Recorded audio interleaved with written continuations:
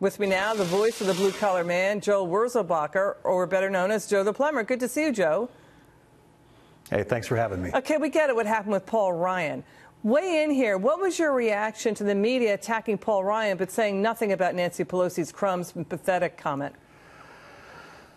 Well, you know, you can't take the Democrats seriously, especially after the State of the Union address. They wouldn't stand for God, country, or family. And so right there tells you a lot of what they're about. But as far as this, crumbs statement, that shows again, and you've said it and a lot of people said it, how disconnected they are from reality. Most of us don't go to $1,000 dinners. Most of us don't wear $1,000 clothes. A lot of us go to Goodwill, Salvation Army, Walmart, you name it, because we live in the real world. And we have to count every penny to make sure we can afford our children's braces, our children's glasses. An extra $1,000 a year is a lot of money to the average American. And it's a lot of money to me, and I would be happy to get it. Yeah. As far as this $1.50 comment, that's just a part of the story. As the media does on a regular basis, they take a snippet and they're going to run with it. They're not talking about, what her husband makes, what their combined salary is. This tax cut is for the majority of Americans. Is it going to hurt or hinder some people? Sure. But that teacher's not putting anybody to work.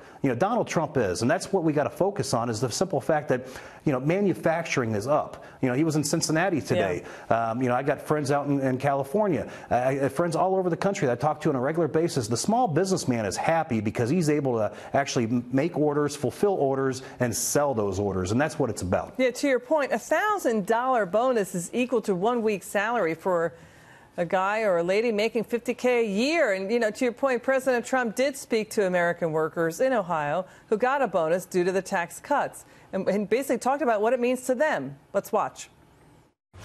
With the tax cut and the bonus, I will be trying to save up money to start a family and eventually get a bigger house. What it means to my family is the same that it means to all hardworking American families right now who are reaping the benefits of your tax cuts. It means that we'll have more money in the bank, more money to make ends meet. Personally, for my family, my husband Tim and I are in the process of buying a home, and in the fall, both of my kids, Katie and Matthew, will be going to college. So we'll be using that money. That'll be like a bonus. We received, thank you, Sheffer, a one-time bonus, but it'll be an ongoing bonus in our paycheck every week.